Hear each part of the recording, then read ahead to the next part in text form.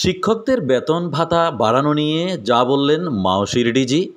The daily campus এর report, যেন চর্বিত চর্বণ। নেই কোনো পরিবর্তন, নেই কোনো প্রত্যাশা, বেড়ে চলেছে হতাশা।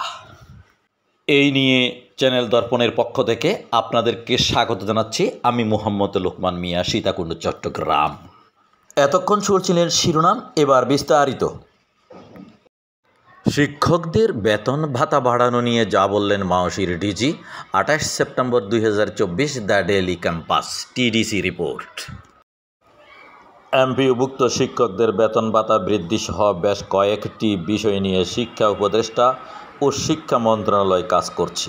কীভাবে তাদের আরও সুবিধা দেওয়া যায় সে বিষয়টি কাজ চলছে। সম্প্রতি এমপিভুক্ত শিক্ষকদের বেতন ভাতা বৃদ্ধি নিয়ে গণমাধ্যমের সঙ্গে আলাপকালে এই কথা বলেন মাধ্যমিক উচ্চ শিক্ষা অধিদপ্তরের মহাপরিচালক অতিরিক্ত দায়িত্ব প্রফেসর ABM রেজাউল করিম। মাওশির ডিজির অতিরিক্ত দায়িত্ব পালন করা এ অধ্যাপক আরও বলেন, শিক্ষকদের যদি আমরা মনসন্তুষ্ট করতে না পারি তাহলে আমরা ভারাক্রান্ত মন নিয়ে শিক্ষা ব্যবস্থার উন্নয়ন করতে পারবো না। এই জন্য আমরা শিক্ষকদের সন্তুষ্ট করতে চাচ্ছি। খোঁজ নিয়ে জানা যায়, 2 দশকের বেশি আগে শিক্ষা মন্ত্রণালয়ের এক সিদ্ধান্ত অনুযায়ী সারা দেশে প্রায় 5 লাখ এমপিভুক্ত শিক্ষক কর্মচারী নামমাত্র উৎসব ভাতা পাচ্ছেন। তার আগে বেসরকারি শিক্ষক কর্মচারীরা সরকারের কাছ থেকে উৎসব ভাতা পেতেন না। 2003 সালের জুলাইয়ে তৎকালীন শিক্ষামন্ত্রী ডক্টর M ওসমান ফারুকের সভাপতিত্বে অনুষ্ঠিত সভায় এমপিভুক্ত বেসরকারি শিক্ষক কর্মচারীদের বোনাস দেওয়ার সিদ্ধান্ত হয়। ওই বছরে অক্টোবরে তা কার্যকর করা হয়। তখন সিদ্ধান্ত হয় শিক্ষকদের দেয়া হবে মূল বেতনের 50 ভাগ। তবে 2 ঈদে অথবা পূজায় 25% করে ভাগ করে তা দেওয়া হবে। সেই থেকে প্রতি ঈদে শিক্ষকেরা 25% উৎসব ভাতা পাচ্ছেন। আর কর্মচারীদের জন্য ওই সবাই শতভাগ বোনাস দেওয়ার সিদ্ধান্ত হয়। 2 ঈদে 50% করে তা দেওয়া হচ্ছে। শিক্ষকরা বলছেন, এ সিদ্ধান্ত যখন হয় তখন সরকারের কাছ থেকে এমপিভুক্ত শিক্ষকদের 95% বেতন দেয়া হতো।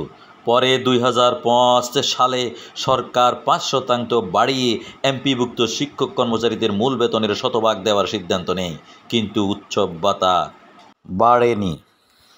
শিক্ষকরা জানান, 1996 সাল পর্যন্ত এমপিভুক্ত শিক্ষকদের মূল বেতনের 80% দিত সরকার। 1996 সালে আওয়ামী লীগ সরকার ক্ষমতায় আসার পর তা 90% উন্নীত করে। 2005 সালে 4 দলীয় জোট সরকার তা শতভাগে উন্নীতির ঘোষণা দিলেও বাজেটে 95% বাস্তবায়ন করে।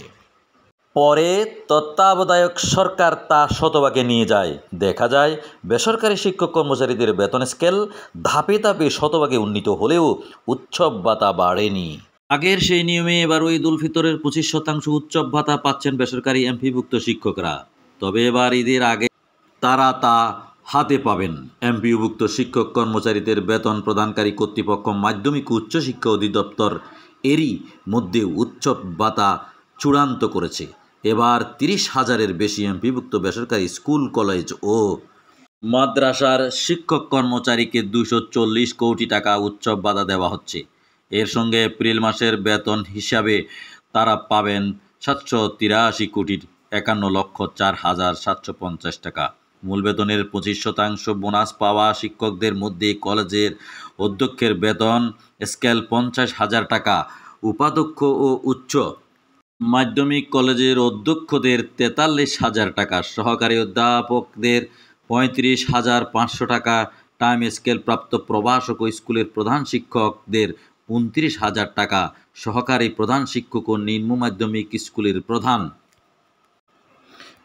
শিক্ষক ও নিম্ন মাধ্যমিক স্কুলের প্রধান শিক্ষকদের 23,000 টাকা, প্রভাষক, গ্রন্থাগারিক সহকারী শিক্ষকের টাইম স্কেল প্রাপ্ত 22,000 টাকা, প্রদর্শক, সহকারী গ্রন্থাগারিক শরীরচর্চা শিক্ষক, সহকারী শিক্ষকদের টাইম স্কেল ব্যতীত 16,000 টাকা এবং সহকারী শিক্ষকদের বিএড ব্যতীত 12,500 টাকা। অন্যদিকে 50% বোনাস পেতে যাওয়া কর্মচারীদের মধ্যে টাইম স্কেল পাওয়ায় তৃতীয় শ্রেণীর কর্মচারীদের বেতন স্কেল ৯,৭০০ টাকা, টাইম স্কেল ছাড়া তৃতীয় শ্রেণীর কর্মচারীদের ৯,৩০০ টাকা, ল্যাব সহকারীর ৮,৮০০ টাকা, টাইম স্কেল পাওয়া চতুর্থ শ্রেণীর কর্মচারীদের বেতন ৮,৫০০ টাকা এবং টাইম স্কেল ছাড়া চতুর্থ শ্রেণীর কর্মচারীদের বেতন স্কেল ৮,৩৫০ টাকা।